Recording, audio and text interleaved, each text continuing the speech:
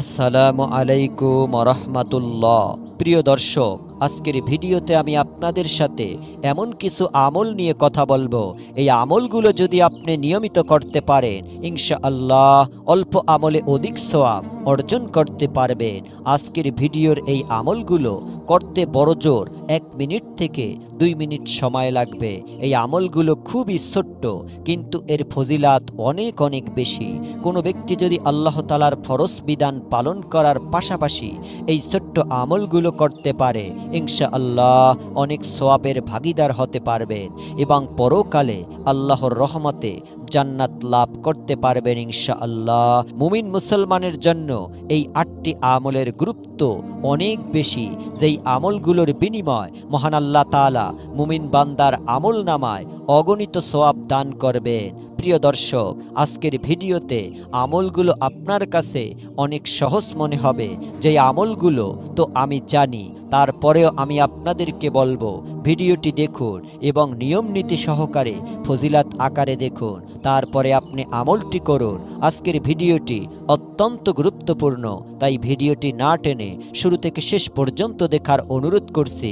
তাহলে চলুন শুরু করা যাক। সুপ্রিয় দর্শক, আজকের ভিডিওতে উল্লেখযোগ্য 8টি আমলের মধ্যে সর্বপ্রথম আমলটি হলো প্রত্যেক উজুর পর কালিমায়ে শাহাদাত পাঠ করা। প্রিয় দর্শক, কালিমায়ে শাহাদাত হলো আশহাদু আল্লা ইলাহা ইল্লাল্লাহু ওয়াহদাহু লা শারীকা লাহু ওয়া আশহাদু আন্না মুহাম্মাদান আবদুহু ওয়া রাসূলুহু সাল্লাল্লাহু আলাইহি ওয়াসাল্লাম। এর অর্থ হলো আমি সাক্ষ্য দিচ্ছি যে আল্লাহ ছাড়া অন্য কেউ ইবাদতের উপযুক্ত না এবং আল্লাহর কোনো অংশীদার নেই।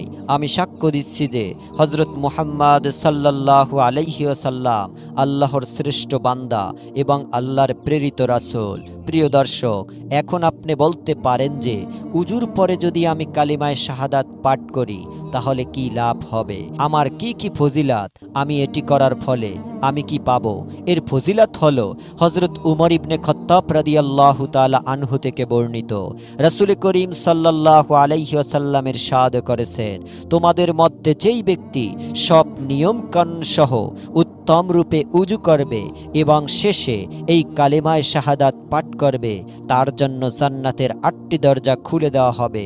সে যেই দরজা দিয়ে ইচ্ছা প্রবেশ করতে পারবে। সুবহানাল্লাহ। মুসলিম শরীফ হাদিস নম্বর 234।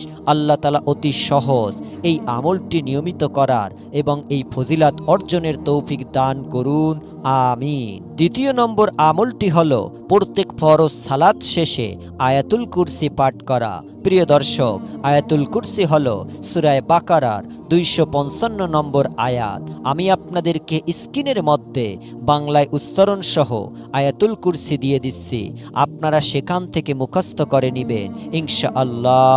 আয়াতুল কুরসির ফজিলাত হলো কোরআনুল কারীমের মধ্যে সবচেয়ে ফজিলাতপূর্ণ আয়াতটি হাদিস শরীফে বর্ণিত হয়েছে। রাসূল করিম সাল্লাল্লাহু আলাইহি ওয়াসাল্লাম বলেছেন, যেই ব্যক্তি প্রত্যেক ফরজ নামাজের পরে আয়াতুল কুরসি পাঠ করবে তার জান্নাতে প্রবেশের পথে মৃত্যু ছাড়া আর কোনো বাধা থাকবে না। আল্লাহ তাআলা আমাদেরকে বেশি বেশি আয়াতুল কুরসি পাঠ করার তৌফিক দান করুন। তারপরে তৃতীয় নম্বর আমলটি হলো প্রত্যেক ফরজ সালাত শেষে 33 বার সুবহানাল্লাহ, 33 বার আলহামদুলিল্লাহ, 33 বার আল্লাহু আকবার এবং একবার এই দোয়াটি পড়ুন। দোয়াটি হলো লা ইলাহা ইল্লাল্লাহু ওয়াহদাহু লা শারীকা লাহু লাহুল মুলকু ওয়া লাহুল হামদু ওয়া হুয়া আলা কুল্লি শাইইন কদির। এই দোয়াটি এইগুলো আপনি প্রত্যেক ফরজ সালাত শেষে পাঠ করবেন। এতে আপনার অতীতের সব সগীরা গুনাহ ক্ষমা হয়ে যাবে ইনশাআল্লাহ। সহিহ মুসলিম শরীফের হাদিস। তারপরে চতুর্থ নম্বর আমলটি হলো সকাল সন্ধ্যায় আল্লাহ তাআলার জিকির করা। প্রিয় দর্শক, এই একটি আমলের কথা সবচেয়ে বেশি বলে থাকি, আর সেটা হলো জিকির করা। জিকির মানেই হলো আল্লাহ তাআলাকে স্মরণ করা। আপনি যদি জিকির করেন, আল্লাহ তাআলাকে স্মরণ করেন, তাহলে আল্লাহ তাআলা আপনাকে স্মরণ করবে। দর্শক, শ্রেষ্ঠ 4টি জিকির হলো সুবহানাল্লাহ, আলহামদুলিল্লাহ, লা ইলাহা ইল্লাল্লাহ, আল্লাহু আকবার। এই জিকিরগুলো হাসরের ময়দানে মিজানের পাল্লাকে অনেক ভারী করে দিবে ইনশাআল্লাহ। জিকিরের মাধ্যমে মানুষের মরা কলব চিন্তা হয়, অন্তরে আল্লাহর ভয় জাগ্রত হয়, বান্দা আল্লাহ তাআলার অনুগ্রতের প্রতি ঝুঁকে পড়ে। এছাড়াও জিকিরে রয়েছে অসংখ্য ফজিলাত, তাই আপনারা বেশি বেশি পরিমাণে শুধু রমজান মাস নয়, সারা বছর সারা জীবন জিকির করতে থাকুন ইনশাআল্লাহ, অনেক অনেক ফায়দা হবে। পঞ্চম নম্বর আমলটি হলো প্রতি রাতে সূরা মুলুক পাঠ করা। মানুষকে গুনাহমুক্ত জীবন দানের জন্য কুরআন ও সুন্নায় অনেক আমলের বর্ণনা দিয়েছেন। বিশ্বনবী মুহাম্মদুর রাসূলুল্লাহ সাল্লাল্লাহু আলাইহি ওয়াসাল্লাম লক্ষ্য একটাই, যাতে মানুষ গুনাহমুক্ত জীবন লাভ করতে পারে। হাদিসের একাধিক বর্ণনায় এসেছে, হযরত ইবনে আব্বাস রাদিয়াল্লাহু তাআলা আনহু এক ব্যক্তিকে বললেন, আমি কি তোমাকে এমন একটি হাদিস শোনাবো যা শুনে তুমি খুশি হবে? উত্তরে সে বলল, হ্যাঁ শুনান। ইবনে আব্বাস রাদিয়াল্লাহু তাআলা আনহু বললেন, তুমি নিজে সূরা মুলুক পড়ো এবং পরিবারের সবাইকে ও প্রতিবেশীকেও শিক্ষা দাও, কারণ উহা মুক্তিদানকারী ও ঝগড়াকারী।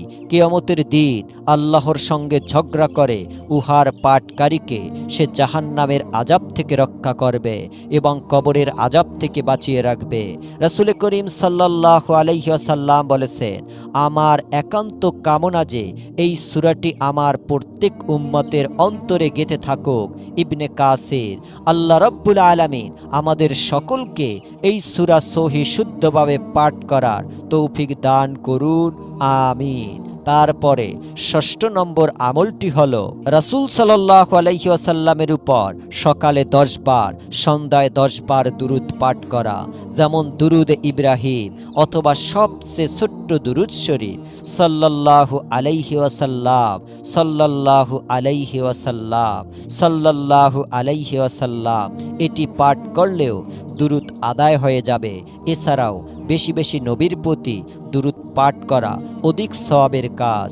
রাসূল সাল্লাল্লাহু আলাইহি ওয়াসাল্লামের নাম শুনলে দুরূদ পড়া তার প্রতি ভালোবাসার নিদর্শন। রব্বে কারিম রাসূলের প্রতি দুরূদ পাঠের নিদর্শন দিয়ে পবিত্র কোরআনের ইরশাদ করেছেন, নিশ্চয়ই আল্লাহ নবীর প্রতি রহমত নাজিল করেন এবং তার ফেরেশতাগণ নবীর জন্য রহমতের দোয়া করেন। হে মুমিনগণ, তোমরাও নবীর প্রতি রহমতের দোয়া করো এবং তাকে যথাযথভাবে সালাম জানাও। সূরা আহজাব আয়াত নং 56। রাসূলের প্রতি দুরূদ পাঠের ফজিলাত সম্পর্কে হাদিসে এসেছে, হযরত আবু হুরায়রা রাদিয়াল্লাহু তাআলা আনহু থেকে বর্ণিত, রাসূল করিম সাল্লাল্লাহু আলাইহি ওয়াসাল্লামের ইরশাদ করেছেন, যেই ব্যক্তি আমার প্রতি একবার দুরূদ প্রেরণ করবে, আল্লাহ তাআলা তার উপর 10 বার রহমত বর্ষণ করবেন। সহিহ মুসলিম শরীফের হাদিস। প্রিয় দর্শক, এছাড়াও দুরূদ পাঠে রয়েছে অসংখ্য ফজিলাত, যা বলে শেষ করা যাবে না। তারপর সপ্তম নম্বর আমলটি হলো সব সময় সুবহানাল্লাহি ওয়া বিহামদিহি সুবহানাল্লাহিল আযীম পাঠ করা। নবী করিম সাল্লাল্লাহু আলাইহি ওয়াসাল্লাম বলেছেন, সুবহানাল্লাহি ওয়া বিহামদিহি সুবহানাল্লাহিল আযীম। এই কালিমাগুলো জিহ্বায় উচ্চারণে সহজ, কিন্তু মিজানের পাল্লায় ভারী এবং দয়াময় আল্লাহ তাআলার নিকট প্রিয়। সুবহানাল্লাহ। প্রিয় দর্শক, সুবহানাল্লাহি ওয়া বিহামদিহি সুবহানাল্লাহিল আযীম। কিন্তু জিকিরগুলো কিয়ামতের দিন মিজানের পাল্লা ভারী হবে এবং মহান আল্লাহ তাআলার কাছে এই জিকিরগুলো অনেক প্রিয়, তাই আমরা বেশি বেশি পাঠ করব ইনশাআল্লাহ। তারপর সর্বশেষ অষ্টম নম্বর আমলটি হলো ইস্তিগফার করা।